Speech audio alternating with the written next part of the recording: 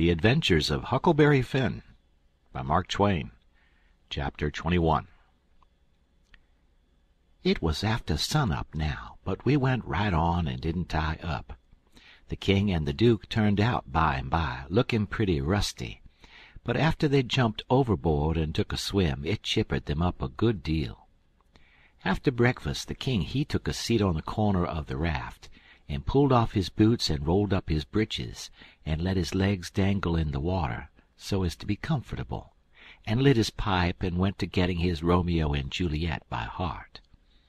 When he had got it pretty good, him and the duke begun to practice it together. The duke had to learn him over and over again how to say every speech, and he made him sigh and put his hand on his heart, and after a while he said he'd done it pretty well. Only, he says, you mustn't bellow out Romeo that way, like a bull. You must say it soft and sweet and languishy. So, Romeo. That is the idea. For Juliet's a dear, sweet, mere child of a girl, you know, and she doesn't bray like a jackass. Well, next they got out a couple of long swords that the duke made out of oak laths, and begun to practice the sword fight. The duke called himself Richard III, and the way they laid on and pranced around the raft was grand to see. But by and by the king tripped and fell overboard, and after that they took a rest, and had a talk about all kinds of adventures they'd had in other times along the river.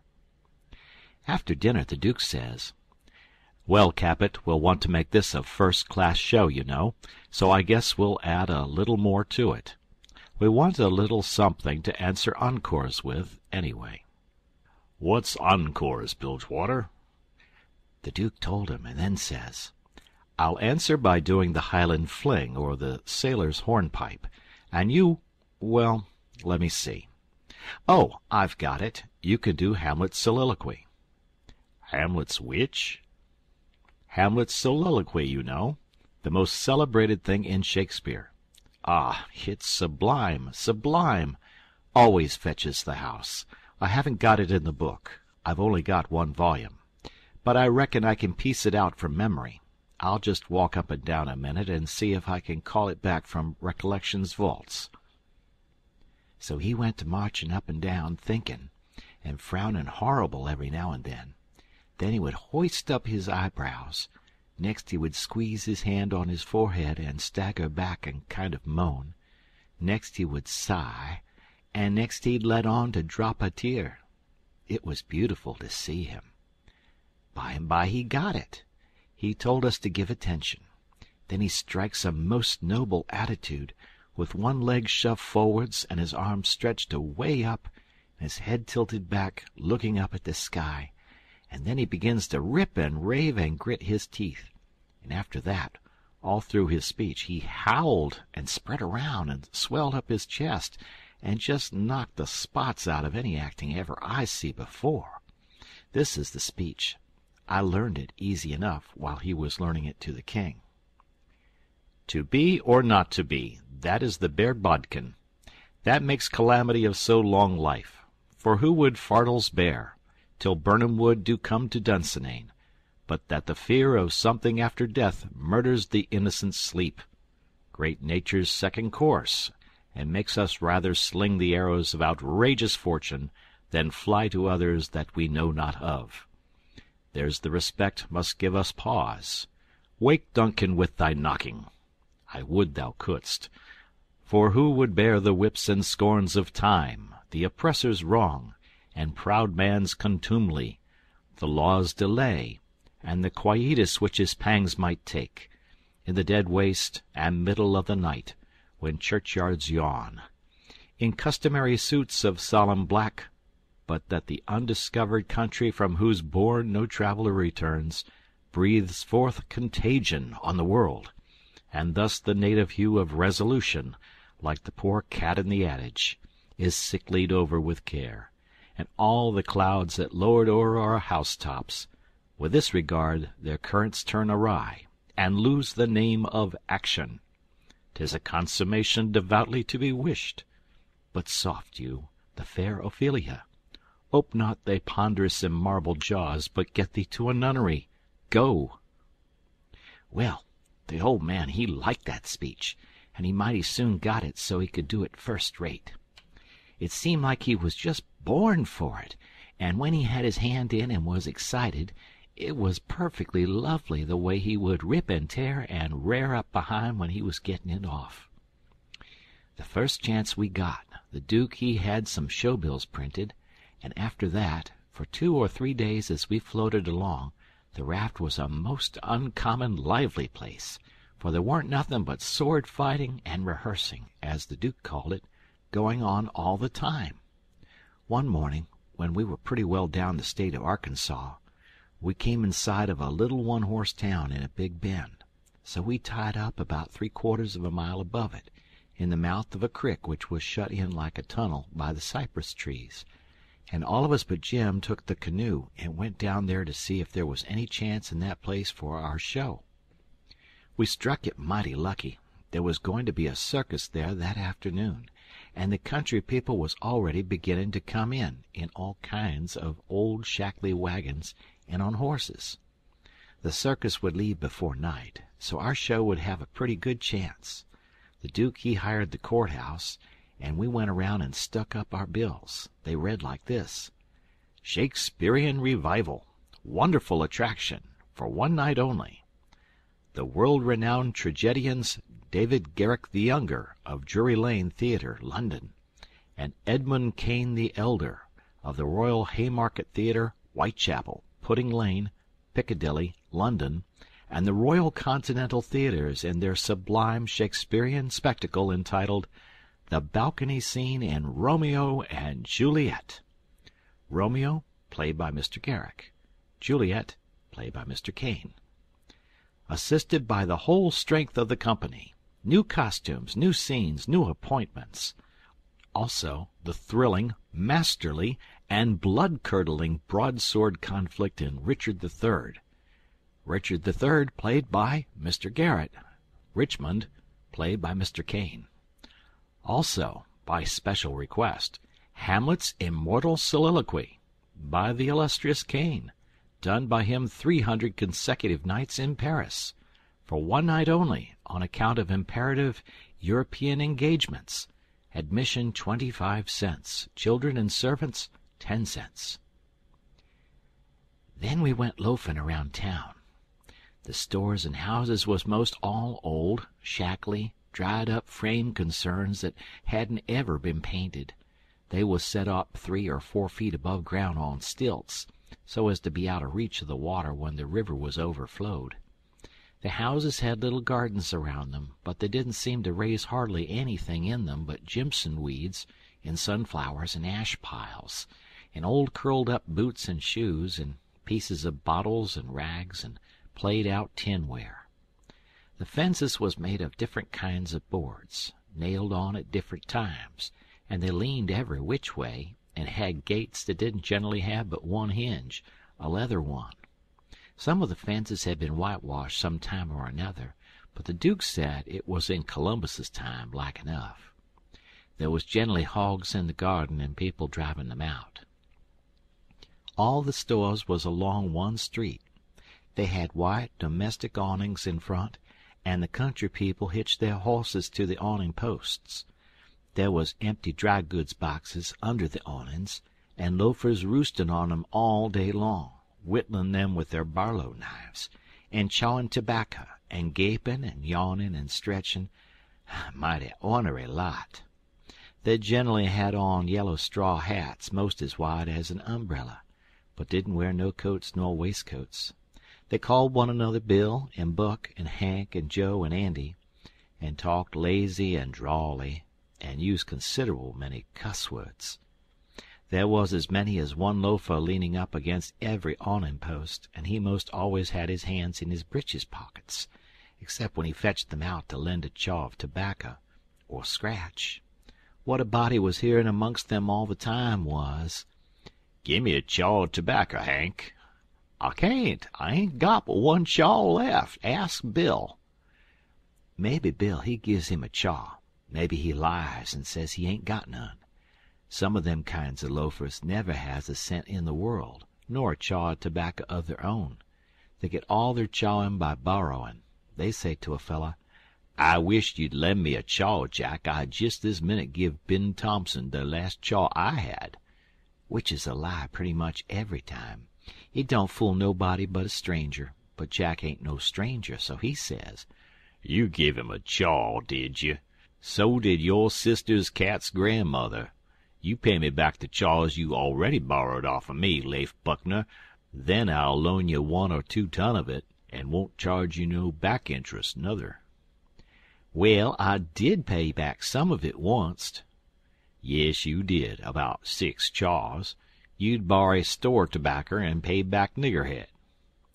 Store tobacco is flat black plug, but these fellows mostly chaws the natural leaf twisted. When they borrow a chaw, they don't generally cut it off with a knife, but set the plug in between their teeth and gnaw with their teeth and tug at the plug with their hands till they get it in two. Then sometimes the one that owns the tobacco looks mournful at it when it's handed back and says, sarcastic, "Here, gimme the chaw, you take the plug." All the streets and lanes was just mud. There wa'n't nothin' else but mud. Mud as black as tar and nigh about a foot deep in some places, and 2 or 3 inches deep in all the places. The hogs loafed and grunted round everywheres. You'd see a muddy sow and a litter of pigs come lazing along the street and wallop herself right down in the way where folks had to walk around her, and she'd stretch out and shut her eyes and wave her ears whilst the pigs was milking her, and look as happy as if she was on salary. And pretty soon you'd hear a loafer sing out, "Hi! So, boy, sick 'em tyke!" and away the sow would go, squealing most horrible, with a dog or 2 swinging to each ear, and 3 or 4 dozen more coming. And then you would see all the loafers get up and watch the thing out of sight, and laugh at the fun and look grateful for the noise. Then they'd settle back again until there was a dog fight.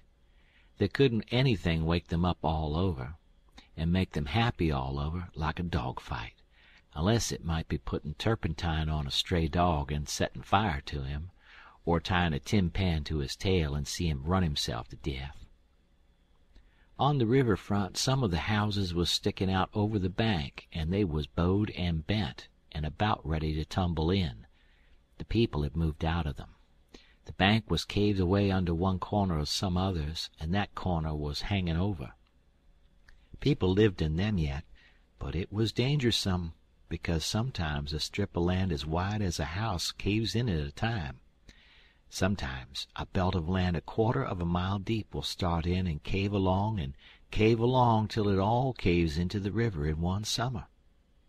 Such a town as that has to be always moving back and back and back, because the river's always gnawing at it. The nearer it got to noon that day, the thicker and thicker was the wagons and horses in the streets, and more coming all the time. Families fetched their dinners with them from the country, and eat them in the wagons. There was considerable whiskey drinking going on, and I seen 3 fights. By and by somebody sings out, "Here comes old Boggs, in from the country for his little old monthly drunk. Here he comes, boys." All the loafers looked glad. I reckon they was used to having fun out of Boggs. One of them says, "Wonder who's a-goin' to chaw up this time. If he'd a chawed up all the men he's been a-goin' to chaw up in the last 20 year, he'd have a considerable reputation now." Another one says, "I wished old Boggs had threatened me, 'cause then I'd know I warn't gwine to die for 1,000 year."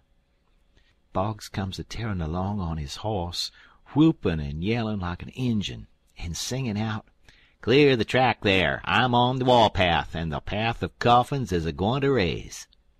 He was drunk, and weaving about in his saddle. He was over 50 year old, and had a very red face. Everybody yelled at him and laughed at him and sassed him, and he sassed back, and said he'd attend to them and lay them out in their regular turns. But he couldn't wait now, because he'd come to town to kill old Colonel Sherburne, and his motto was, "Meat first and spoon vittles to top off on." He see me and rode up and says, "Where'd you come from, boy? You prepared to die?" Then he rode on.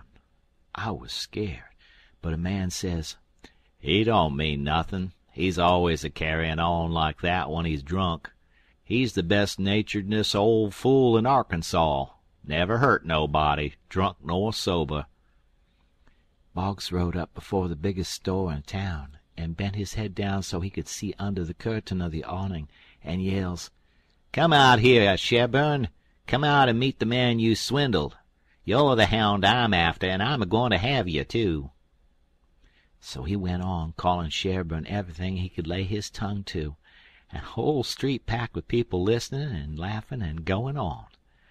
By and by a proud-looking man about 55, and he was a heap the best-dressed man in that town, too, steps out of the store, and the crowd drops back on each side to let him come. He says to Boggs, mighty calm and slow, he says, "I'm tired of this, but I'll endure it till 1 o'clock. Till 1 o'clock, mind, no longer.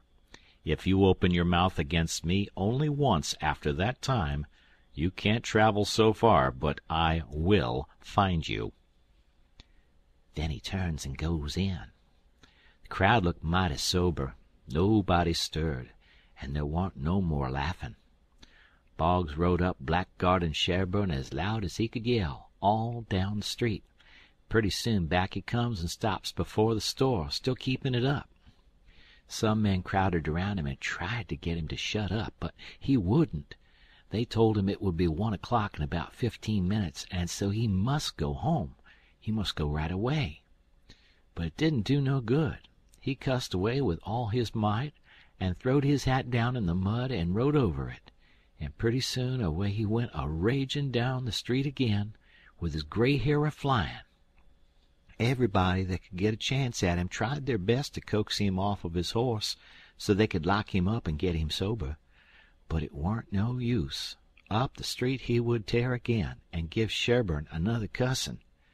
By and by somebody says, "Go for his daughter. Quick, go for his daughter. Sometimes he'll listen to her.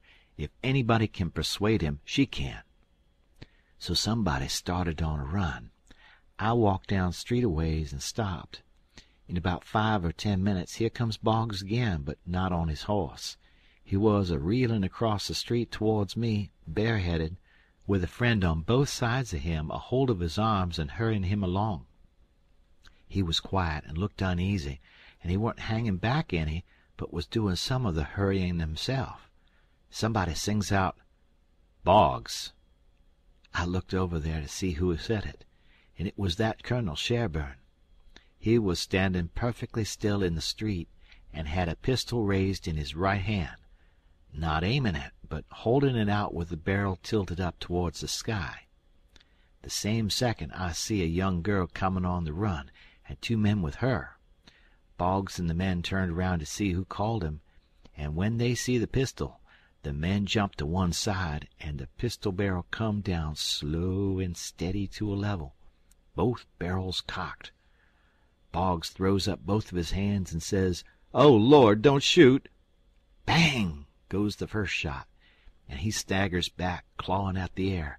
Bang goes the second one, and he tumbles backwards onto the ground, heavy and solid, with his arms spread out. That young girl screamed out and comes rushing, and down she throws herself on her father, crying and saying, "Oh, he's killed him! He's killed him!" The crowd closed up around them and shouldered and jammed one another, with their necks stretched, trying to see, and people on the inside trying to shove them back and shouting, "Back, back! Give him air! Give him air!" Colonel Sherburne, he tossed his pistol onto the ground and turned around on his heels and walked off. They took Boggs to a little drug store, the crowd pressing around just the same, and the whole town following, and I rushed and got a good place at the window, where I was close to him and could see in. They laid him on the floor and put one large Bible under his head, and opened another one and spread it on his breast, but they tore open his shirt first, and I seen where one of the bullets went in. He made about a dozen long gasps, his breast lifting the Bible up when he drawed in his breath, and letting it down again when he breathed it out. And after that he laid still.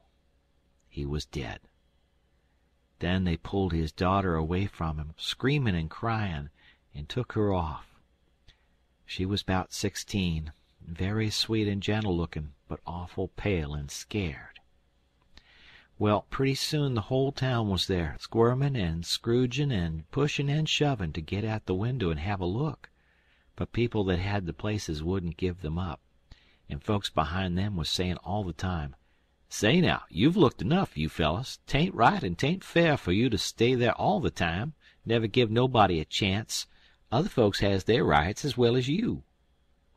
There was considerable jawing back, so I slid out, thinking maybe there was going to be trouble. The streets was full, and everybody was excited. Everybody that seen the shooting was telling how it happened, and there was a big crowd packed around each one of these fellows, stretching their necks and listening. One long, lanky man with long hair and a big white furred stovepipe hat on the back of his head, and a crooked-handled cane, marked out the places on the ground where Boggs stood and where Sherburne stood, and the people following him around from one place to the other, and watching everything he done, and bobbing their heads to show they understood, and stooping a little and resting their hands on their thighs to watch him mark the places on the ground with his cane. And then he stood up straight and stiff where Sherburne had stood, frowning and having his hat brimmed down over his eyes, and sung out, "Boggs!" and then fetched his cane down, slowed to a level, and says, "Bang!" staggered backwards, says, "Bang!" again, and fell down flat on his back. The people that had seen the thing said he'd done it perfect, said it was just exactly the way it all happened. Then as much as a dozen people got out their bottles and treated him. Well, by and by somebody said Sherburne ought to be lynched. In about a minute everybody was saying it, so away they went, mad and yelling, and snatching down every clothesline they come to do the hanging with. End of the chapter.